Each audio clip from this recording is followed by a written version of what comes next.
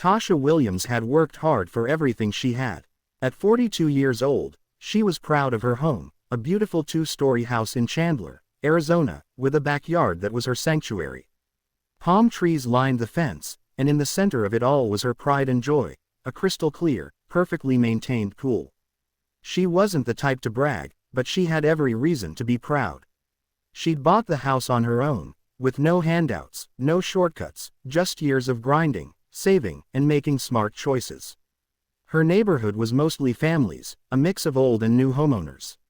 Some folks were friendly, others kept to themselves. Tasha didn't mind either way. She wasn't looking to be the community favorite, she just wanted to live in peace. But that peace didn't last long. The first time it happened, she brushed it off. One Saturday afternoon she came home from running errands and noticed wet footprints leading from her backyard gate to the sidewalk. At first she thought maybe it was the landscaper or utility worker, but then she saw it, a dripping wet towel carelessly thrown over her fence. She checked the pool. The water level was lower, her pool float had been moved, and a half-empty soda can sat on her lounge chair. Someone had been in her backyard.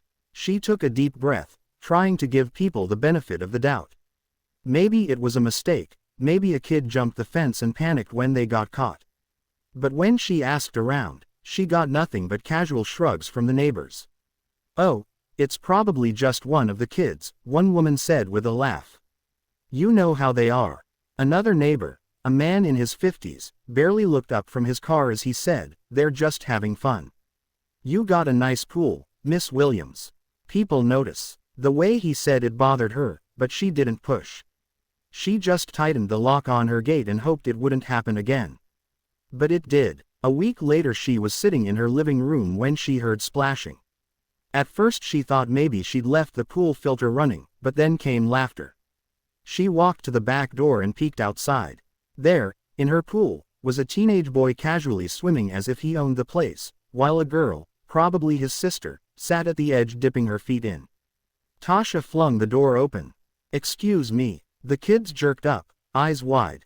The boy scrambled out of the water like a caught fish. I thought," he stammered, "we didn't think you'd mind." "You didn't think to ask," Tasha snapped. "Who even are you?" The girl mumbled something about living 2 houses down before they bolted out the gate. Tasha stood there, dripping towel in hand, heart pounding. She wanted to let it go, but then came the excuses. The next day she confronted the kids' parents, expecting an apology. Instead, an argument. "Oh, come on," the mother scoffed. "They're just kids, it's hot, what's the big deal?"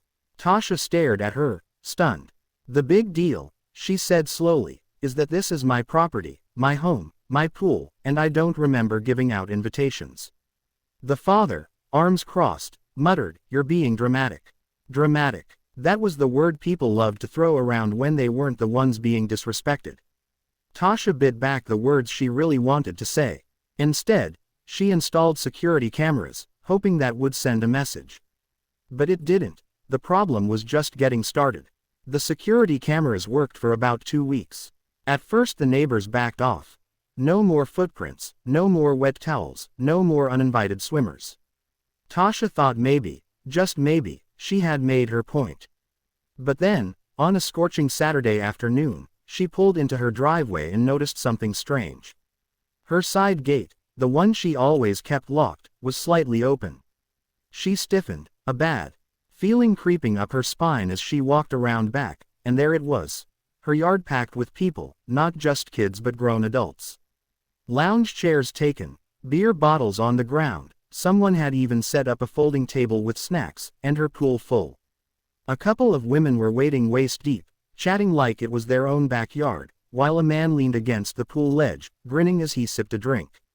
For a second Tasha thought she'd lost it.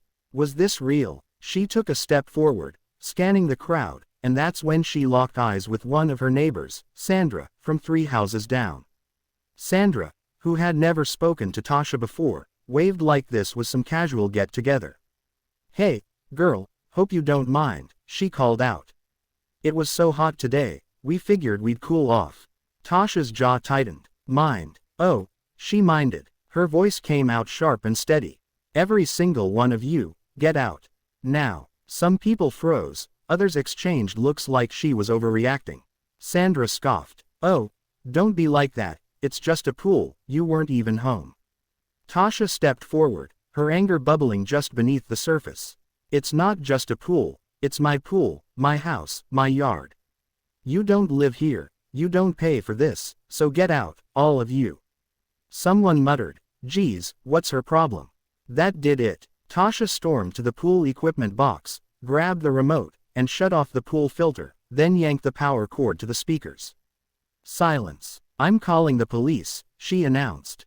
That got them moving. Drinks were snatched, towels wrapped up, and in a matter of minutes her yard emptied. Sandra, though, had the audacity to roll her eyes on the way out. "You don't have to be so uptight," she muttered. Nobody was hurting anything. Tasha wanted to scream. Instead, she stood stone-faced, watching as they shuffled out like nothing had happened. She slammed the gate behind them, locked it, and stood there, hands on her hips, fuming. But she knew one thing for sure, this wasn't over. They had zero respect for her, and if respect wasn't going to stop them, something else would. Tasha had tried everything. Talking, reasoning, cameras, locks, none of it worked. So now it was time to get creative. She sat at her kitchen table staring at the security footage from earlier that day, marveling at the nerve of these people, the way they acted so entitled, like her property was theirs to use whenever they pleased. She wasn't just angry anymore, she was done, and if they wanted to keep treating her pool like the neighborhood water park, she was about to make sure their next visit would be their last. First she made a trip to the hardware store and picked up 2 heavy-duty locks, one for the side gate, one for the pool equipment box. The old ones were strong, but these were unbreakable. Next she went online and ordered a special chemical treatment for her pool, not chlorine, something stronger. It wasn't dangerous, just a harmless but highly effective trick used by public pools to expose rule breakers. A little something called pool dye, a harmless chemical that turns the water bright green if someone urinates in it. If even one of those freeloaders tried to use her pool again, they'd leave looking like a radioactive alien. But that was just the start. Tasha wanted insurance, something that would make them think twice before ever stepping foot in her yard again. So she went to a local sign shop and had a custom pool sign made. The next morning she drilled it right onto her fence where everyone could see it. Warning: pool chemically treated for unauthorized use. Exposure may cause rash, severe itching, or temporary skin discoloration. Did it sound a little extreme? Sure. Was any of it actually true? Nope. But they didn't know that. And, just to sell it, she placed an empty hazardous chemical container near the pump, something she'd picked up from a friend who worked in maintenance. Now all she had to do was wait, and it didn't take long. The next hot afternoon she sat by her window sipping iced tea, watching. It was quiet for most of the day, until she saw a couple of teenagers walking past her fence. They stopped, read the sign, one of them whispered something, then pointed at the chemical container. Within seconds they turned right back around and walked away. Tasha smirked. Later that night, Sandra, the same entitled neighbor from the pool party, was walking her dog when she spotted the sign. She squinted at it, then pulled out her phone and started typing. Tasha checked Facebook a few minutes later, and there it was, a neighborhood group post that read, "FYI, looks like Tasha put some kind of weird chemical in her pool, says it causes rashes and skin issues. Not sure how safe that is, just a heads up." The comments rolled in. "OMG, what if it leaks into the ground? That doesn't sound legal. Why does she even care so much? It's just water." Tasha laughed out loud. They were mad, not because she was lying, not because they got caught, but because they realized their free ride was over, and if they wanted to test her, they were more than welcome to try. For the first time in months, Tasha finally felt at peace. No more random towels, no more strangers lounging in her yard, no more entitled attitudes. Her plan worked, or at least she thought it did. But then came the knock. It was a Thursday evening when she heard it, sharp, impatient banging on her front door. She set down her drink and peeked through the peephole. Sandra, arms crossed, looking pissed. Tasha sighed. Here we go. She opened the door, keeping her face calm. Yes, Sandra didn't waste time. We need to talk. Tasha raised an eyebrow. Do we? Sandra huffed. Look, I don't know what your problem is, but people are saying you put some kind of dangerous chemicals in your pool.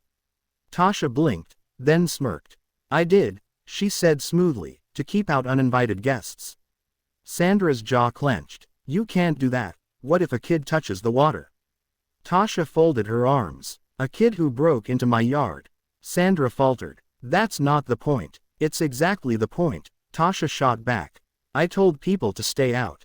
They didn't listen, so I took precautions. Sandra scoffed. You're ridiculous. You don't even have kids, it's just sitting there going to waste. Tasha tilted her head. So because I don't have kids, that means my pool is up for public use.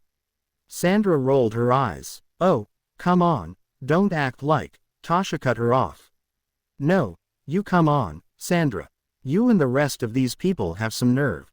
You don't pay for my water bill, you don't clean my pool, but you expect to just help yourselves. Sandra's face turned red. Well, if you weren't so unfriendly, maybe people would actually like you. Tasha laughed, a deep, genuine laugh. That's your problem, Sandra. You think being liked means letting people walk all over you. Sandra opened her mouth, closed it, then shook her head in frustration. You know what, forget it. She turned on her heel. Enjoy being the mean neighbor. Enjoy using your own hose this summer, Tasha called after her. Sandra stomped off. Tasha shut the door, smiling to herself. They were mad, but they had finally gotten the message. And just to be sure, she doubled down. The next morning she added a final touch, a motion-activated sprinkler system along the fence. If anyone tried to sneak in again, they'd get a nice cold wake-up call.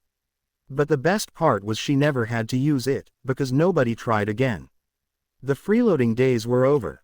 After months of frustration, Tasha had finally reclaimed her peace. The pool was hers again, the backyard quiet, the entitlement gone. And the best part? She never even had to call the police, because that was never the goal. She wasn't trying to cause a scene or make enemies, she just wanted what was hers to be respected. But here's the thing. Some people don't respect boundaries unless they're forced to. Tasha had tried to be nice, she had given warnings, she had even asked politely, and they had ignored her at every turn. But the second she flipped the script, they backed off, because at the end of the day, people will take as much as you let them. It doesn't matter if it's your time, your space, your energy, or even your damn swimming pool. If you don't set boundaries, someone will walk all over you.